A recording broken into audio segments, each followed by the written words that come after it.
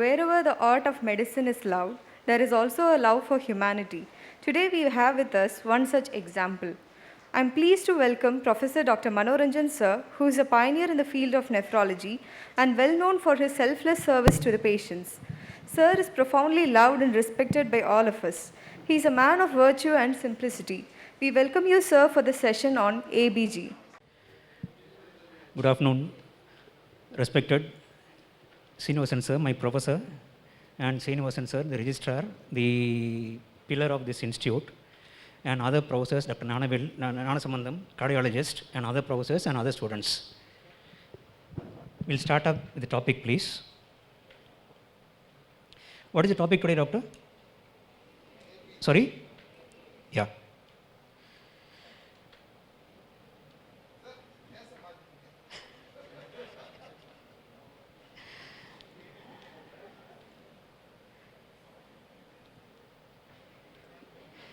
If this does not happen at the end of this class, and if I can drive home into your cortex some aspects of acid-base balance interpretation, the lunch would have been much tastier today. Yeah. When this piece of paper is handed over to us, what are the two things we routinely do? Sorry? First we will see pH, acidosis, alkalosis. Next step, most of us hand over this paper to the neighboring candidate. That was the thing which was happening. So the session motto is, when an ABG strip is handed over to you after this end of the session, you should be in a position to grab it and start interpreting it. Okay? So this ABG machine we saw, what are the parameters given here are measured by the machine, and what are the parameters which are derived from the machine? Only 3 parameters are predominantly measured by the machine. What are they? Anybody? So many parameters are there. Acid base excess, O2 saturation, bicarbonate, all are there. But only 3 parameters the machine directly measures. What are they? Sorry? Yeah, what are they? The real meat of the sample. pH, PaO2, PCO2. Only these 3 things the machine measures. Apart from that, bicarbonate, even O2 saturation, everything is derived. So these 3 things will be only. Other things better not to interpret from ABG. One more request, never interpret electrolytes from ABG. They are not at all okay. So never interpret your electrolytes from your ABG. Fine. What is this? Allen's test. How many of you do Allen's test before you put in a needle for ABG? Please put up your hands. Brutally honest. But should you do it or not? Fortunately, we are getting away. Why? Suppose if the so-called ulnar radial arch is not intact, and if you put in a needle to the artery, what might happen, doctor? Upper limb might go for an ischemia, and upper limb ischemic time is less than around 1 hour. Within 1 hour, it might go for a gangrene. So that should not happen. So always please do your Allen's test, and if you are convinced with the Allen's test, then proceed with your needle into the artery. It might take 2 to 3 minutes, but worth doing that. Fine. What about this? What about heparin? What about ice pack, temperature, FiO2? In any reputed lab, apart from the patient's parameters, they will ask you to write 2 things in your request. What are they? FiO2 and temperature. They will ask for FiO2 and temperature. Why FiO2, doctor? What parameter in ABG are you going to correlate with FiO2? Suppose a person is there on ventilator, FiO2 100%. Which parameter are going to see? Correct? PaO2. FiO2 is approximately, PaO2 will be approximately 3 to 4 times your FiO2. Suppose FiO2 is 100%, patient is on ventilator, and PaO2 is only 200, 250, it is still hypoxic. So the correlation between FiO2 and your PaO2 to assess hypoxia, so FiO2 is a must. Then ice pack. Suppose you are taking an ABG sample, your lab is around 1 hour from this place. Now, when do you use ice pack for transporting an ABG specimen? Suppose your lab is within 30 minutes, it is not required. You can just transport without your ice pack. But if it is beyond that, then it is essential. Essential. Heparin. Any point regarding heparin? Doctor, am I audible or do you need me to remove the mask? Mask. Sure. Heparin. What can heparin do to the interpretation of your acid-base, ABG? Biochemically, what is heparin? Acid. Still more adjective? Strongest acid in the body. It is the strongest acid in the body. So it can alter your thing, so as little as possible. Heparin as little as possible. This is the component of your ABG. Normal pH, the body pH range is very, very narrow. It is just 1, 7.35 to 7.45. Anything below 7.35 is called as acidosis. Above 7.45 is called as alkalosis. And then other parameters are not required. But as far as interpretation of ABG, there is no range. You have fixed numbers from which you try to calculate your acid-base balance. So for range, PaO2 range is 35 to 45. Bicarbonate range is somewhere between 21 to 27. But for interpretation of ABG, there is no range. There is a fixed number. What is the fixed number of bicarbonate? What is the fixed number of PaCO2 as far as reading an ABG is concerned? 24 and 40. So, reinterpreting of your ABG, this is a fixed number. No range here. So, bicarbonate 24, PaCO2 is approximately 40. That is for your interpretation. Now, this equation is one reason why most of us are averse of reading ABG. Once you see this equation, we get little dejected. So, just I want to highlight only two things. pH depends upon bicarbonate and PaCO2. So, two organs controls pH. What are they? Lungs controls PaCO2. Bicarbonate controls? Sorry, which organ controls bicarbonate? Kidneys. So, can this be pictorially put in like this? pH is determined by two organs. One lungs, one kidneys. Kidneys takes care of your bicarbonate. Not always kidney is sluggish. It doesn't work fast. But when it works fast, it is very effective. So this bicarbonate buffer comes in late, but it is a strong one. PaCO2, lungs come in fast, but little lighter comparing your so-called bicarbonate. So this is your pH. pH is determined by two organs, namely your kidneys and your lungs. Now, if you take simple mathematics, pH is a bicarbonate by PaCO2. Bicarbonate is a numerator. Normally, pH, if it is increased, what is it called, doctor? Alkalosis. When pH is increased, that is called as alkalosis. Bicarbonate is in the numerator and it's an alkali. So, any condition increasing bicarbonate will cause alkalosis. Any condition washing out bicarbonate will cause acidosis. That is metabolic. Respiratory, PaCO2. PaCO2 is in the denominator. Suppose a denominator increases, simple mathematics, what will happen to the number here? Decreases. So anything when PaCO2 is increased will cause acidosis. Accumulation of PaCO2 will cause acidosis. Suppose you are going to Kodaikanal, you are going to hyperventilate. When PaCO2 is getting washed out, that will cause alkalosis. That is your respiratory alkalosis. Okay? Now, little more refined thing. So, if you look at this is a play toy in a park. What is this, doctor? Seesaw. So, what does it say? Since PaCO2 is in the denominator, it is an inverse relation between your pH. When PaCO2 increases, naturally pH comes down and it is acidosis. Can you tell me one more instrument in a park which can be compared for bicarbonate? We don't go to park, we visit only Nelson, reading on Nelson only. Sorry? Swing. Swing can be compared to your bicarbonate. So, in a metabolic one, when pH increases, bicarbonate increases. When bicarbonate comes down, your pH also comes down. This is your fine. Now, little more terminology.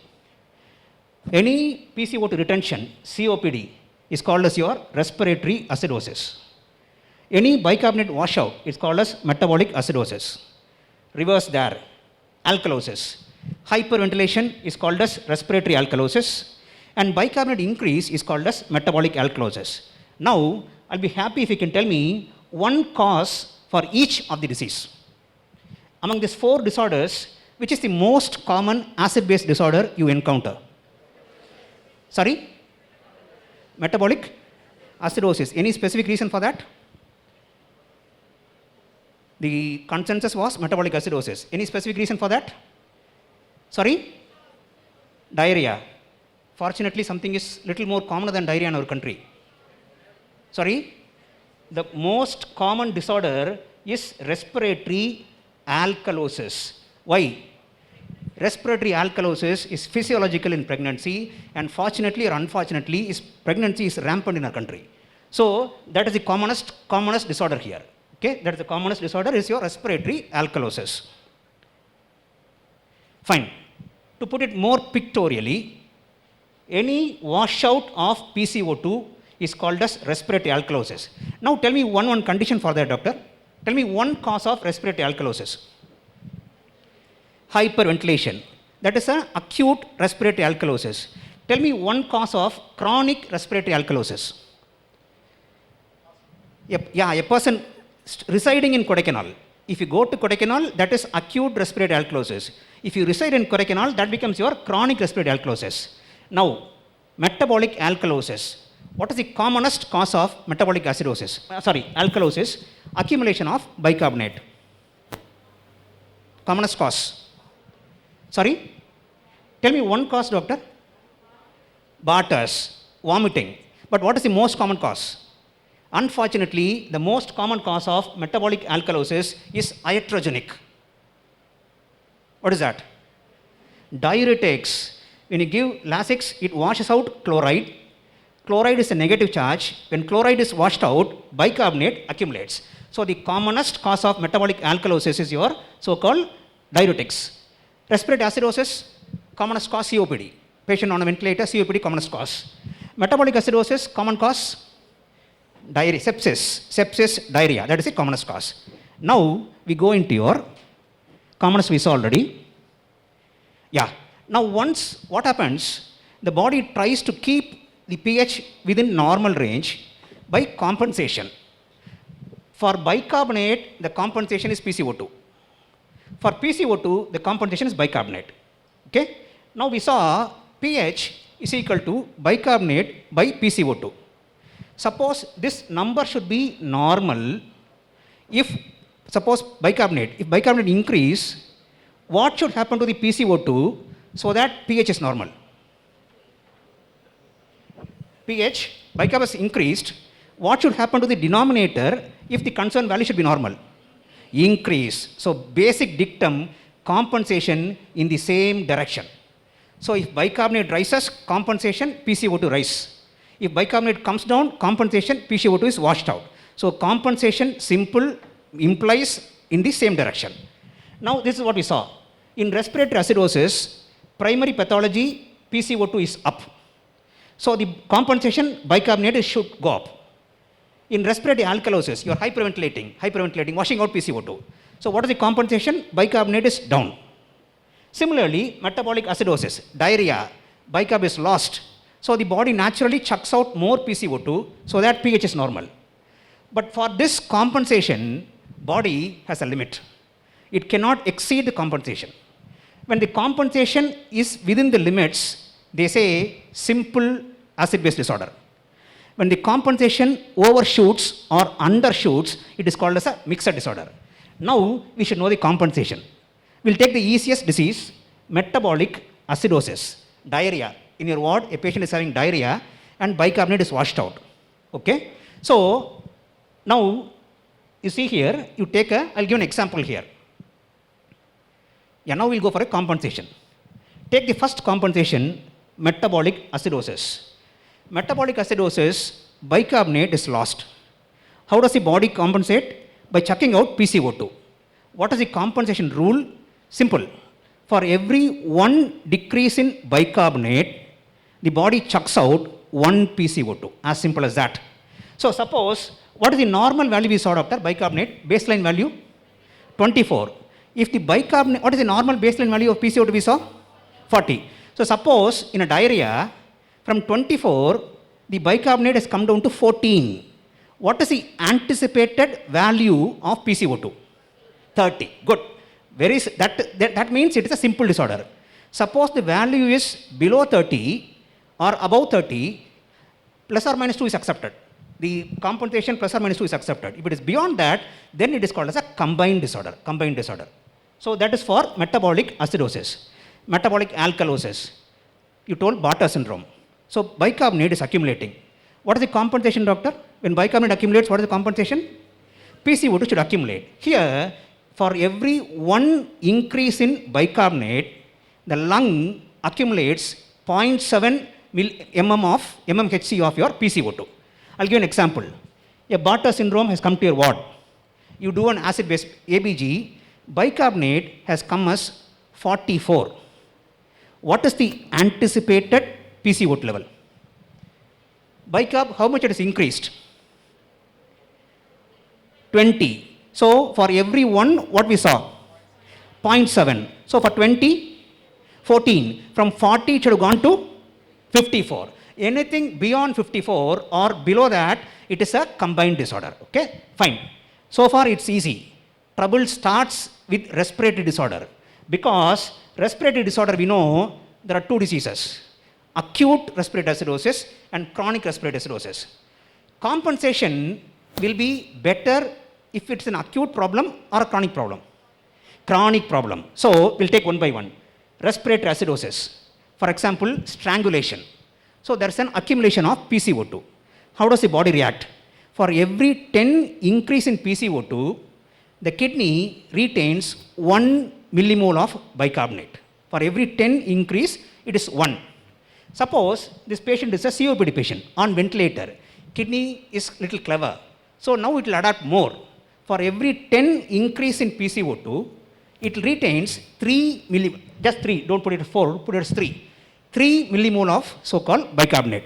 I again repeat, for PCO2, chronic, for every 10 increase in PCO2, the retaining of bicarbonate is 3.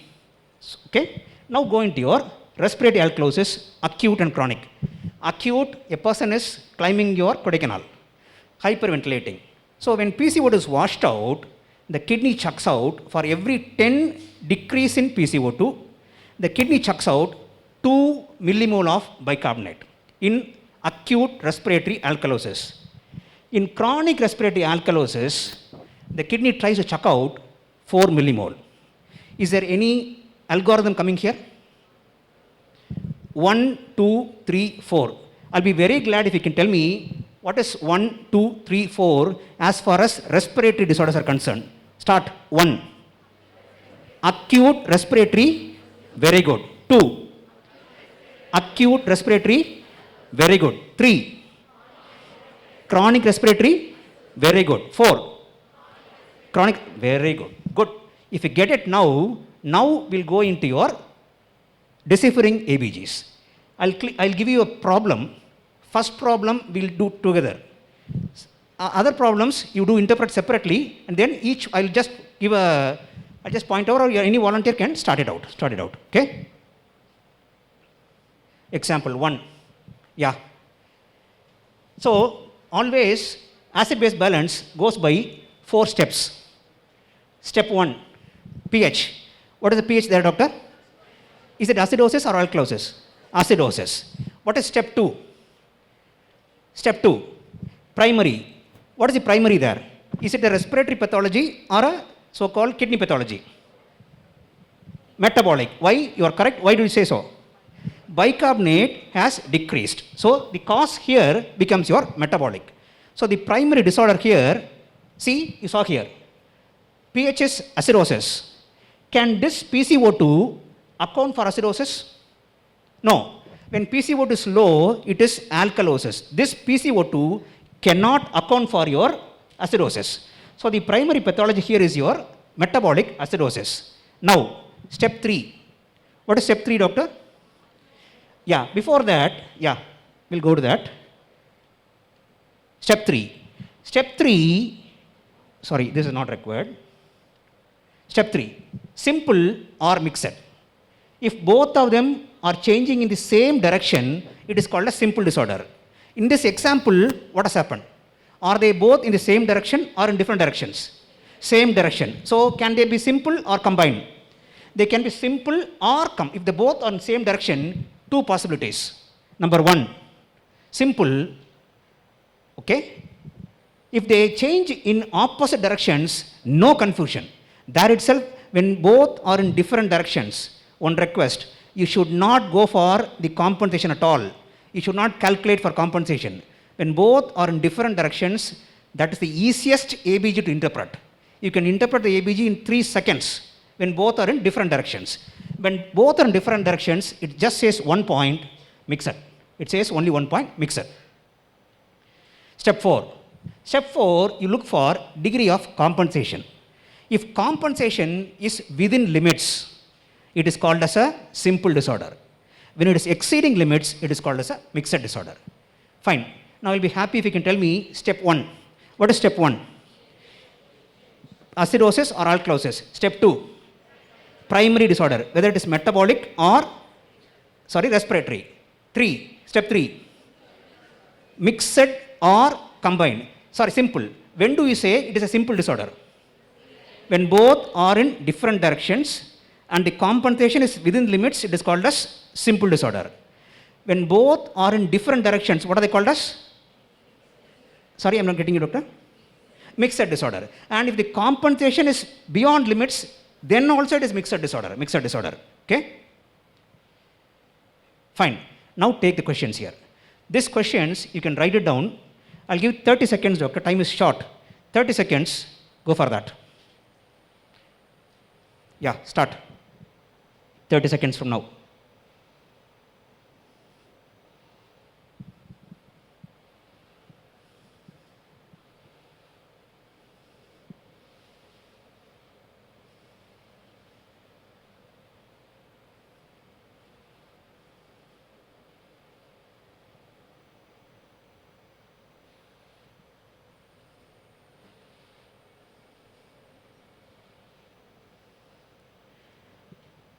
Is it okay? Shall we start?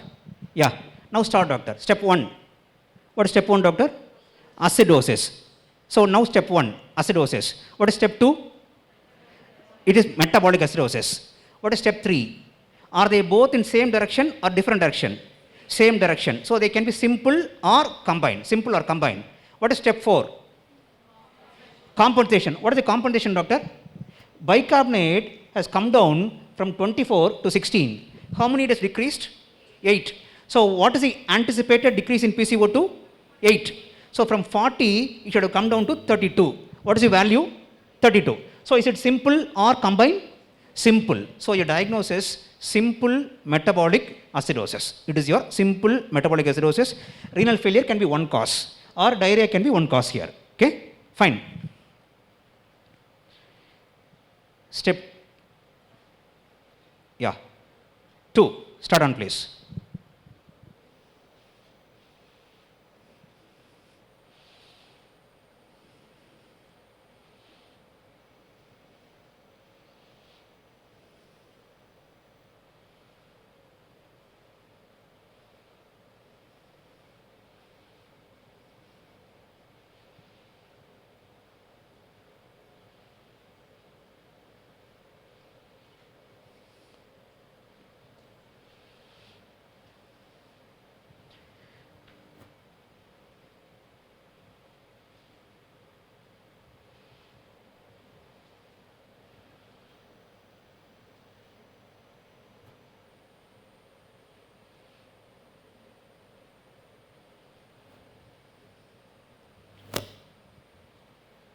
Shall we start?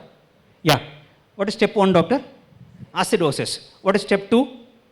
Metabolic. Because bicarb washout will cause acidosis. So step 2 is metabolic. Step 3. Step 3. Are they both in same direction or different directions? Same directions. So 2 possibilities. It can be simple or combined. What is step 4? Now go for your compensation.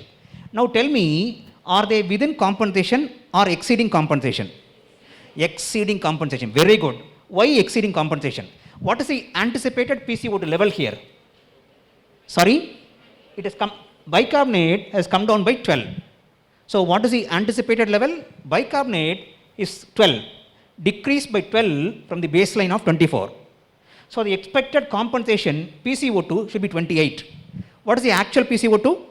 18. So normally it should have been 28, but more washout. So it is a mixed disorder. What is a mixed disorder? One we know metabolic acidosis. What is the other one available?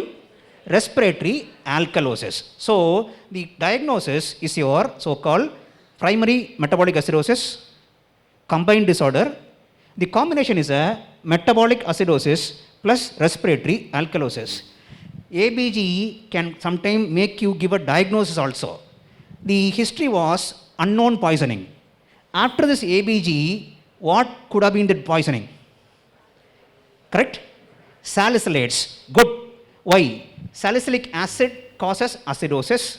Salicylic acid is a potent respiratory stimulant, so it will cause your respiratory alkalosis. So this combination is your metabolic acidosis plus respiratory alkalosis. Fine. Step scenario 3. COPD on ventilator.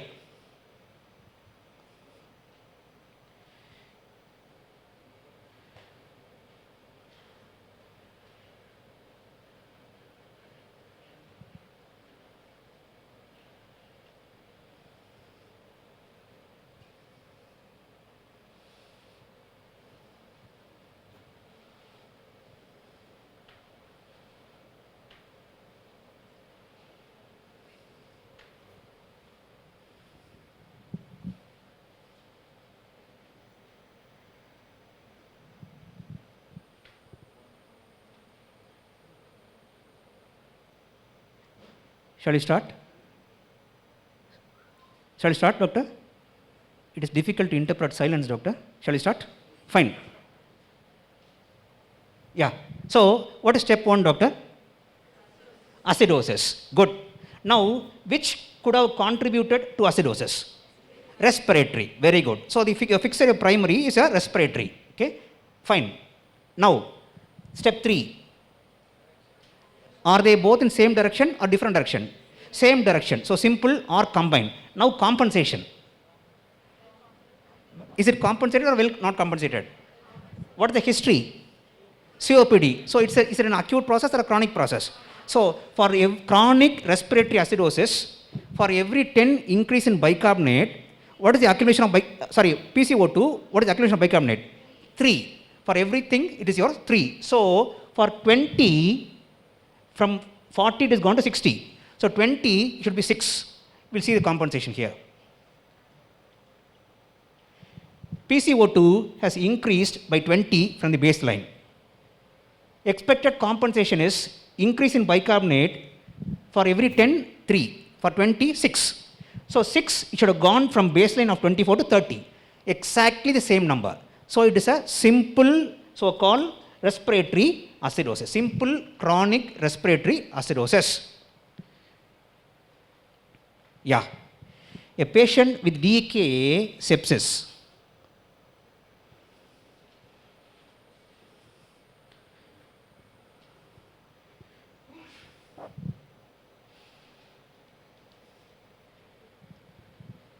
How many of you finished? Finished. Good. The 3 problems we saw before and this one had some difference. What is the difference here? Both are in opposite directions. So, is it simple or combined? Combined. What is the combination? When bicarbonate is low, what is it called as? Metabolic acidosis. When PCO2 is high, what is it called as? Respiratory acidosis. So, it is a combination of metabolic acidosis plus respiratory acidosis. Since there are 2 acidoses, what is the pH? pH is grossly low. Grossly low. Okay, that's the reason why, because of 2 acidoses. Sir? Fine. Which one, sir? Sir, yes, sir. No problem, sir. Mike.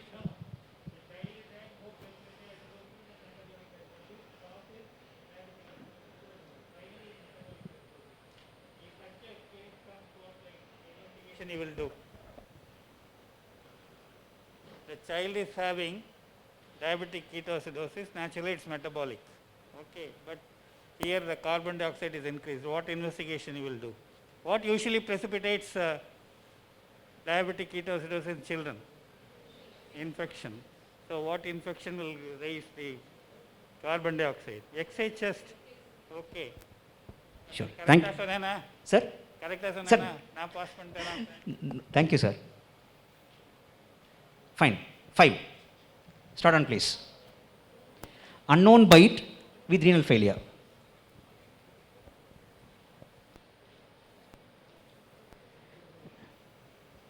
Step 1. This problem will have starting trouble. Why? Since pH is normal, you are not able to fix you are not able to say whether it is acidosis or alkalosis. In this scenario, how do you fix the primary? How do you say it is acidosis or alkalosis? Any logic? Sorry? When pH is normal, you should see the degree of deviation. Which parameter has deviated most becomes the primary disorder here. Which one has deviated more here? PCO2 by 50%, bicarbonate by around 70%.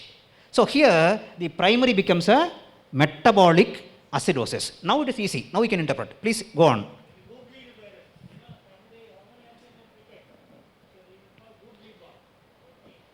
So this is one, when there is a when pH is within normal limits, degree of deviation which has deviated more becomes your primary disorder. So now can you interpret, doctor? What is the interpretation here? Step 1, metabolic acidosis. Step 2, metabolic acidosis. Step 3, are both in same direction? Same direction. So simple or combined. Step 4, compensation. So it is a simple metabolic acidosis. Good. Anybody before this discussion, did you get it right here? Not bad. Very good. Good. Now, 2 clinical scenarios. A patient with dehydration, polyuria. Patient is having some dehydration, failure to thrive. That is a history. Failure to thrive, polyuria, dehydration has come to you. What is the common cause of failure to thrive in our scenario, doctor? It may be some sepsis, chronic diarrhea can cause failure to thrive. But this patient, you sent a acid-base balance. This is the parameter. Now, I want the electrolyte abnormalities, I want the ABG interpretation and your clinical diagnosis. Go on. Sodium, is it normal or abnormal? Abnormal. Hyponatremia. Potassium, hypokalemia. What about ABG? Metabolic alkalosis. The same patient, you did a X-ray KUB.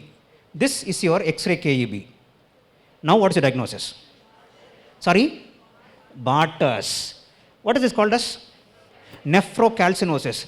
What is the difference between nephrocalcinosis and nephrolithiasis? When calcification in the parenchyma, it is called as nephrocalcinosis. When it is in the collecting system, it is called as your nephrolithiasis. There are 2 types of nephrocalcinosis. One, cortical, 2, medullary. What is this? Medullary. Cortical means it will be just a rim of calcification. But here it is completely there. When you see this, as far as you are concerned, only 4 possibilities. If you do an ABG, if this ABG has metabolic alkalosis, one you told me Bartter's. So what is the second diagnosis? Liddle's.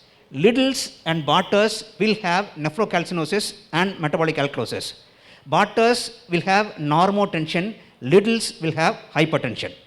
Next, if you do ABG and it shows acidosis, no differentials, RTA, renal tubular acidosis. When ABG is plumb normal, oxalosis. These are the 3 differentials as far as nephrocalcinosis are concerned in this age group. But in adults, the commonest cause of nephrocalcinosis is not these 3. That is hyperparathyroidism. But as far as you are concerned, these are the 3 differentials. Sorry, sir. No, sir, it looks like some artifact, sir. This looks like an artifact, sir.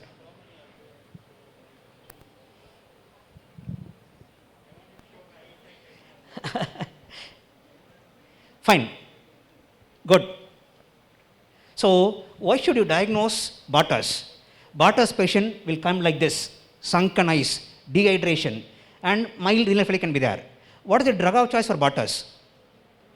Indomethacin. If you start indomethacin, the biochemical abnormality will revert within a week. Failure to thrive will revert within 2 to 3 weeks. When they come for the follow-up in the second or third visit, you may not even identify the patient. It will be totally different. So Bartter's as a consultant, but these two are not the same patients. Okay? Just, so, sorry sir? So, but what I want to say, as a consultant, Bartter's should not be missed. Fine. Same. A 2-year-old male child has come to your casualty, some time extra, sir, few 2 minutes, I'll finish. Okay? Yeah, 2-year-old boy in shock and dehydration. What is the commonest cause? Diarrhea. If it is diarrhea, what do you anticipate? What is the sodium you anticipate? Hyponatremia, potassium, hypokalemia, and ABG acidosis. So you anticipate hyponatremia, hypokalemia, and metabolic acidosis. But instead of this picture, if your lab reports it is like this, what is your diagnosis? Correct? What made you say CH? Extremely glad. Sorry? Hyperkalemia. What is CAH? CAH is a state of hypoaldosteronism. Since there is no aldosterone, sodium is not sucked in, it is chucked out, so hyponatremia. Potassium is retained, so hyperkalemia. And your so-called H plus is also retained, so they will have your acidosis. So, what is the point I want to say? In CAH, usually, if it is a female, it is a spotter. What will be the finding there? Ambiguous genitalia. The check is in a male child. So, if it is a female child, you need not diagnose. Mother will diagnose. But if it is a male child below 2 years, when they come to you, they will not have any other parameters. If you look at the genitalia, plumb normal. So, only clue, hyperkalemia with hyponatremia. If it is a reliable lab, and if there is acidosis, no differentials, it becomes your CAH. Just one point regarding your CAH. This is what you know regarding CAH. CAH, 2 hormones are not there in the commonest variant. No aldosterone. Aldosterone normally sucks in sodium and chucks out potassium. When there is no aldosterone, it is called a salt waster. So hyponatremia, hyperkalemia, and metabolic acidosis. So this is, as a consultant, it is missed majority of times. Male child, it is missed. So what is the treatment, doctor? Steroids. You start with your hydrocortisone and fluorocortisone. So if you are in a periphery, if you have such a child, give steroids and then refer. You are justified in giving that because it is in high possibility it is your CAH. Fine. What is the carry-on message here? Failure to thrive, dehydration, hypokalemia, hyponatremia, metabolic alkalosis, Bartter's. That becomes your Bartter's. Failure to thrive, dehydration, shock, hyponatremia, hyperkalemia, metabolic acidosis in a 2-year-old child. CAH. Fine. Now, so far I have spoken about your IBG. This topic is totally unrelated, but it is most need of the hour. So I'm just taking on. Request 2 more minutes, sir. 2 more minutes. This is a request. You can take it as a request or as a plea. We are pleading. I'll just put on some points here. What is this? Antenatal hydrouretronephrosis. If it is a male child, what is the commonest cause of this? Sorry? I'm not getting you, doctor. Posterior urethral valve, most commonly. And you have seen so many patients in your ward with PUV. And surgeons do heroic measures. When the child is delivered, what are the procedures available? Fulguration. What are the procedures available? 1, fulguration. They can undergo fulguration. Fulguration also need anesthesia, GA. It is a major surgery. So it needs a fulguration. Other possibilities. Other surgeries surgeons do. Sorry? Yeah. Other surgeries, what is it? What is this procedure? Vesicostomy. It's a diversion. They are diverting the bladder into the skin and decompressing the system. What is the other possibility? Other surgeries available? Sorry? Ureterostomy. Other possibilities available is ureterostomy. All this is done within the first 6 months. 6 months. It is ureterostomy. Okay? One, they do fulguration, they do ureterostomy or vesicostomy. Yeah. They do ureterostomy or vesicostomy. And what is this surgery? What is this surgery? You cannot keep the ureter outside for a long time. So you have to go for ureteric reimplantation. You will do ureteric reimplantation. All these surgeries within first 2 years. What will be the effect of all these surgeries? What will happen? Transient improvement, but by 8 years, 10 years, they will land up in CKD, ESRD. Why? Even after heroic measures, why CKD develops? Sorry? Antenatal insult, most importantly, nephronogenesis completed by 36 weeks antenatally. So whatever you do after that, it is futile. You are fighting a lost battle. So it is a mental turmoil. It's a mental turmoil for the patient's family. It is a physical turmoil for the child. Okay? So now the same thing holds good for hypoplastic kidneys, dysplastic kidneys, renal failure. When they come up with renal failure, difficult for maintaining them on dialysis. It's a literal hell for the family and physical hell for the patient. So what could have been done? What could have been done? Antenatal, sir? Antenatal early diagnosis. Number 2, termination. But what was the main hitch in this? Number 1, you told me early diagnosis. Why it is difficult in diagnosing? See here. If it is your so-called bilateral HUN, 4 millimeter is okay, but 5 millimeter is abnormal. 1 millimeter is enough to terminate. So difficult for us to take a decision here. So that is the problem in number 1. Number 2, you told me termination. For diagnosing this, what will be the minimum gestational age? Minimum gestational age to diagnose this authentically. Somewhere around 19 to 20 weeks. After that, what happens? What was the rule before? Sorry? You can terminate till 20 weeks. By the time when you diagnose this, it will be 20 weeks. So that you cannot proceed further, even knowing very well this will come out with a defective child, you stood helpless. Now, the people in power have paved a way. What is the most important thing which has happened now? Sorry? What has happened here? What is this? Important dates. Sir? Yeah. What happened in March 17, 2020? What happened in March 16, 2021? Parliament has amended one in Lok Sabha, one recently in Rajya Sabha. Now, what is the most, that is one of the best decisions by this government. Excellent decision. So, they have given us a breather. Correctly? MTP amendment. What has gone? This was in 1971 and this was in 2020. But actually, why was this Amendment Act done? It is mainly for sexually offended women. But the extra catch is here. Now, they are given a time of 20 to 24 weeks. There you can, 2 doctors of same category, and see here, they have allowed more than 24 weeks also, if it is a medical board in a substantial fetal anomaly. But beyond 24 weeks, what is the problem? Sir? Sir? No, if suppose if you plan for MTP after 24 weeks, it might be determinable for the mother. So, our thing is to finish everything by 24 weeks. So, some request to this esteemed audience here. This is the board they have formed. They told a gynecologist, pediatrician, radiologist, and suppose if it is a congenital heart disease, it will be a cardiologist.